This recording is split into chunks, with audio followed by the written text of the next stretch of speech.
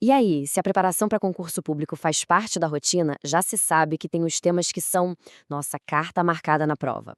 E imputabilidade penal é um deles. Entender quem pode ou não ser responsabilizado por um crime é a base de quase todo o direito penal. E é justamente isso que a gente vai destrinchar hoje, de um jeito bem esquematizado, ponto por ponto, para gabaritar na prova. Para começar, vamos direto para a pergunta central, a que move toda essa discussão. Afinal de contas, quem pode ser responsabilizado criminalmente aqui no Brasil? A resposta até parece simples, mas são as exceções, os detalhes que separam quem passa de quem não passa. E é nesse universo que a gente vai mergulhar agora.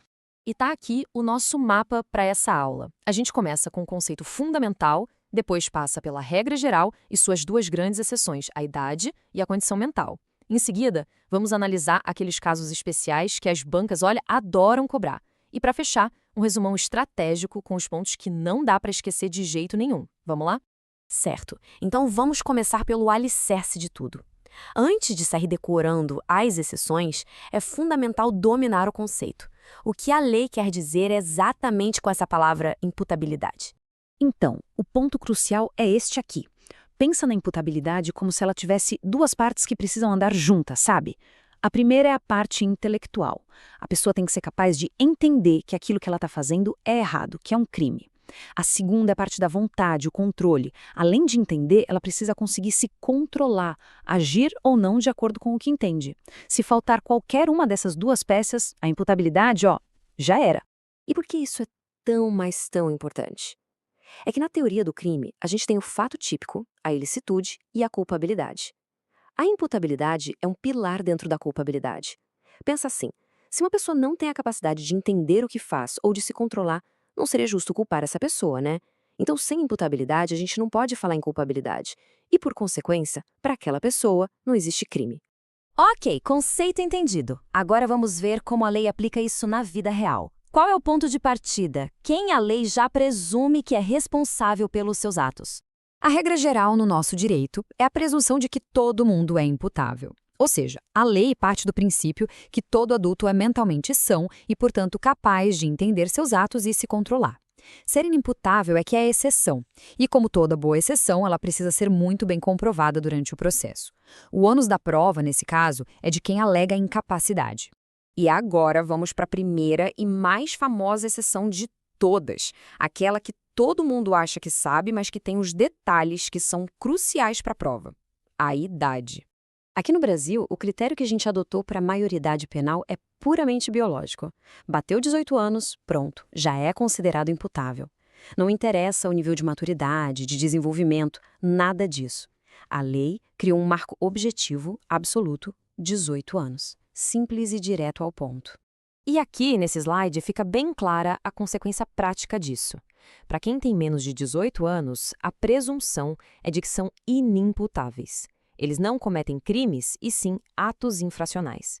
E não recebem penas, mas sim medidas socioeducativas. Tudo com base no ECA. Já para quem tem 18 ou mais, a história é outra. São imputáveis e respondem com todo o peso do Código Penal. Essa distinção é matéria certa de concurso, pode apostar. Bom, deixando a questão da idade de lado, a gente entra na segunda grande exceção. E essa é bem mais complexa, bem mais subjetiva. É a condição mental da pessoa na hora que o crime aconteceu.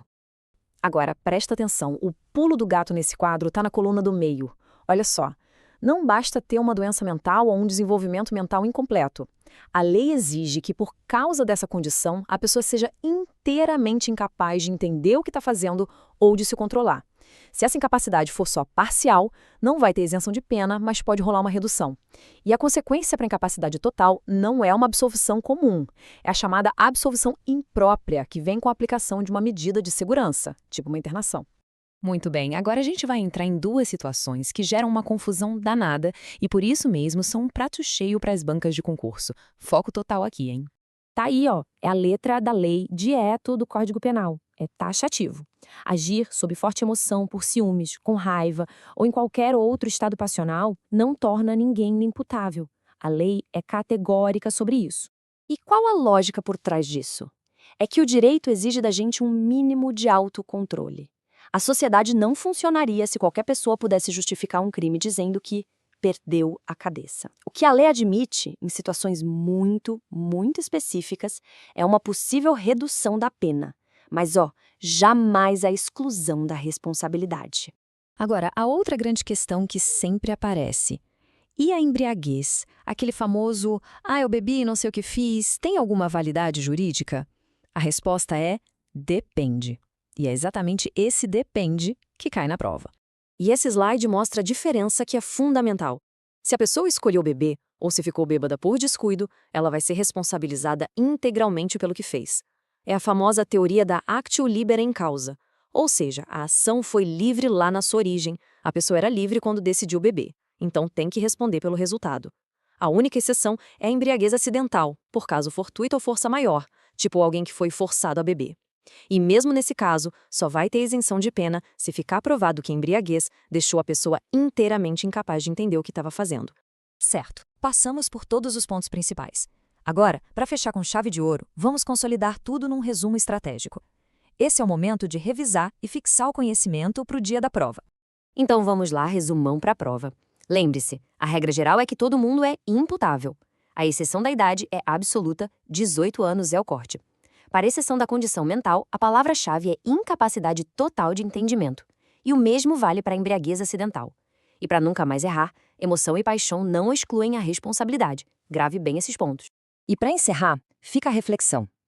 Todo esse sistema da imputabilidade penal é, no fundo, uma tentativa bem complexa de responder essa pergunta. A lei tenta equilibrar as coisas. De um lado, a necessidade de punir quem fez algo errado, do outro, o reconhecimento de que a gente só pode exigir responsabilidade de quem tem capacidade de entender e de escolher. Entender essa balança é entender a própria essência da justiça penal.